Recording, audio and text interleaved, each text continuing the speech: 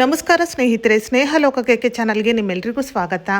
ಸ್ನೇಹಿತರೆ, ಈ ವಿಡಿಯೋದಲ್ಲಿ ಈ ಬಾರಿ ಅಂದರೆ 2026ರಲ್ಲಿ ಆಷಾಢ ಅಮಾವಾಸ್ಯೆ ಅಥವಾ ಮಣ್ಣೆತ್ತಿನ ಅಮಾವಾಸ್ಯೆ ಯಾವ ದಿನ ಬಂದಿದೆ, ಅಮಾವಾಸ್ಯೆ ತಿಥಿ ಯಾವಾಗ ಪ್ರಾರಂಭವಾಗುತ್ತದೆ, ಯಾವಾಗ ಅಂತ್ಯವಾಗುತ್ತದೆ, ಈ ಅಮಾವಾಸ್ಯೆಯ ಪೂಜೆಯನ್ನು ಯಾವ ಸಮಯದಲ್ಲಿ ಮಾಡಬೇಕು, ಈ ಎಲ್ಲ ಮಾಹಿತಿಯನ್ನು ಇವತ್ತಿನ ಈ ವಿಡಿಯೋದಲ್ಲಿ ತಿಳಿಯೋಣ ಸ್ನೇಹಿತರೆ. ಅದಕ್ಕೂ ಮೊದಲು ನೀವಿನ್ನೂ ನನ್ನ ಚಾನಲ್ನ ಸಬ್ಸ್ಕ್ರೈಬ್ ಮಾಡ್ಕೊಂಡಿಲ್ಲ ಅಂದರೆ ದಯವಿಟ್ಟು ಸಬ್ಸ್ಕ್ರೈಬ್ ಮಾಡ್ಕೊಳ್ಳಿ, ತಪ್ಪದೆ ಬೆಲ್ಲೈಕನನ್ನು ಕೂಡ ಕ್ಲಿಕ್ ಮಾಡಿ. ಈ ಆಷಾಢ ಅಮಾವಾಸ್ಯೆಯು ಅತ್ಯಂತ ಶಕ್ತಿಶಾಲಿ ಅಮಾವಾಸ್ಯೆ ಆಗಿದೆ. ಅಮಾವಾಸ್ಯೆಯ ದಿನದಂದು ವಿಶೇಷವಾಗಿ ಲಕ್ಷ್ಮಿಯನ್ನು ಪೂಜಿಸಲಾಗುತ್ತದೆ. ಹಾಗೆ ಅಮಾವಾಸ್ಯೆಯ ದಿನದಂದು ಪಿತೃಪೂಜೆಯನ್ನು ಸಹ ಮಾಡಲಾಗುತ್ತದೆ. ಈ ಅಮಾವಾಸ್ಯೆ ಅಂದರೆ ಆಷಾಢ ಅಮಾವಾಸ್ಯೆಯಲ್ಲೂ ಕೂಡ ಪಿತೃಪೂಜೆಯನ್ನು ನೆರವೇರಿಸಬಹುದು.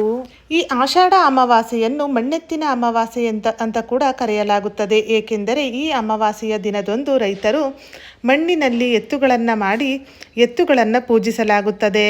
ಆದ್ದರಿಂದ ಈ ಅಮಾವಾಸ್ಯೆಯನ್ನು ಮಣ್ಣೆತ್ತಿನ ಅಮಾವಾಸ್ಯೆ ಅಂತ ಕರೆಯಲಾಗುತ್ತದೆ.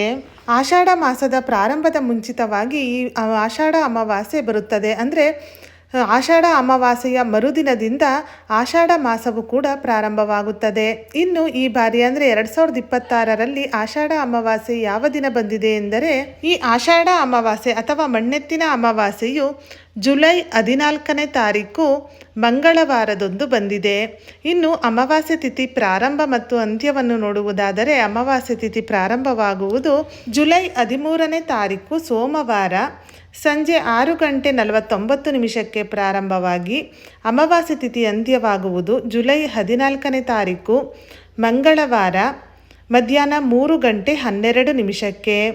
ಹೆಚ್ಚಿನ ಪ್ರಮಾಣದ ಅಮಾವಾಸ್ಯೆ ತಿಥಿ ಮತ್ತು ಸೂರ್ಯ ಉದಯದ ತಿಥಿಯನ್ನು ಗಣನೆಗೆ ತೆಗೆದುಕೊಂಡರೆ ಈ ಅಮಾವಾಸ್ಯೆಯ ಪೂಜೆಯನ್ನು ನಾವು ಜುಲೈ 14ನೇ ತಾರೀಕು ಮಂಗಳವಾರದಂದು ಮಾಡಬೇಕು.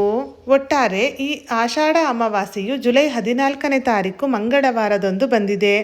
ಇನ್ನು ಪೂಜೆಗೆ ಶುಭ ಸಮಯವನ್ನು ನೋಡುವುದಾದರೆ, ಜುಲೈ 14ನೇ ತಾರೀಕು ಮಂಗಳವಾರ ಮಧ್ಯಾಹ್ನ 3:12 ಅಮಾವಾಸ್ಯೆ ತಿಥಿಯು ಮುಕ್ತಾಯವಾಗೋದ್ರಿಂದ ಅಷ್ಟರೊಳಗೆ ಅಮಾವಾಸ್ಯೆಯ ಪೂಜೆಯನ್ನು ನೆರವೇರಿಸಬಹುದು. ಅಂದರೆ ಬೆಳಗ್ಗೆ ಬ್ರಾಹ್ಮಿ ಮುಹೂರ್ತದಲ್ಲಿ ಅಮಾವಾಸ್ಯೆ ಪೂಜೆ ಮಾಡಿದರೆ ಒಳ್ಳೆಯದು. ಆ ಸಮಯದಲ್ಲಿ ಮಾಡಲು ಸಾಧ್ಯವಾಗದವರು ಮಿಕ್ಕ ಸಮಯದಲ್ಲಿ ಅಂದರೆ ಮಧ್ಯಾಹ್ನ 3:12 ಒಳಗೆ ರಾಹುಕಾಲದ ಸಮಯವನ್ನು ಬಿಟ್ಟು ಮಿಕ್ಕ ಸಮಯದಲ್ಲಿ ಪೂಜೆ ಮಾಡಬಹುದು. ಇನ್ನು ಎಲ್ಲ ಅಮಾವಾಸ್ಯೆಗಳಲ್ಲಿ ಯಾವ ರೀತಿ ನಾವು ಅಮಾವಾಸ್ಯೆಯ ಪೂಜೆಯನ್ನು ಮಾಡುತ್ತೇವೋ ಅದೇ ರೀತಿಯಾಗಿ ಈ ಅಮಾವಾಸ್ಯೆಯಲ್ಲೂ ಕೂಡ ಪೂಜೆಯನ್ನು ಮಾಡಬೇಕು.